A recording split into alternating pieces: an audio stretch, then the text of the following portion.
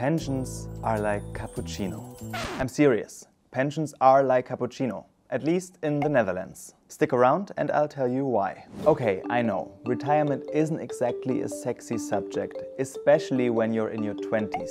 But actually a lot of young people in Europe are worried about being poor in old age. Here in Germany, the pension is on average 55%. That means that when people retire, their income drops to 55% to what they earned on average while they were working. That's a big drop. And elsewhere it's a different story. In the Netherlands, the land of cappuccino pensions, the level is more like 90%. You might ask, why don't we have a uniform pension system in the EU? Well, the answer is because the national systems are just too complex and diverse. In some countries, part of the pension systems are financed by the taxpayer.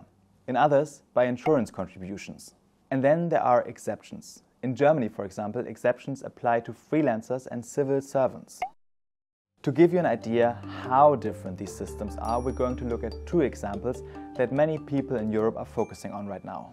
The Netherlands call its system, who would have thought, the cappuccino model. So the basis of a cappuccino is of course an espresso, which in our model is a basic pension of 1,250 euros. Anyone who's lived in the Netherlands for at least 50 years gets that, no matter how much they've worked. The milk is made up of company pensions. Both the employee and the employer pay in a certain amount as a percentage of the person's wage. Those who earn more, pay more and get more money at the end.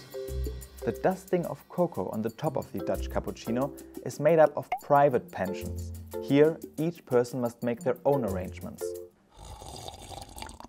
Our second example is from Sweden. Sticking with the drinks theme, we will call it the whiskey sour model. There's no whiskey sour without whiskey. So in this model, the whiskey is the so-called guarantee pension.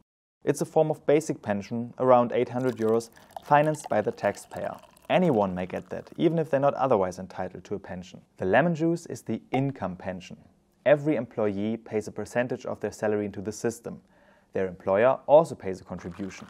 Similar models can be found in nearly all European countries. What makes the whiskey sour so unique, of course, is the egg white. In our example, that's the premium pension. All employees have to invest an additional 2.5% of their pensionable income in investment funds. Stocks and shares, in other words. There are 800 to choose from.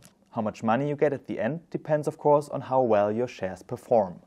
And finally, there's the sweet syrup, made up of private pensions. Ideally, these provide a significant boost to your overall income in retirement. What drink would you compare your country's pension system with?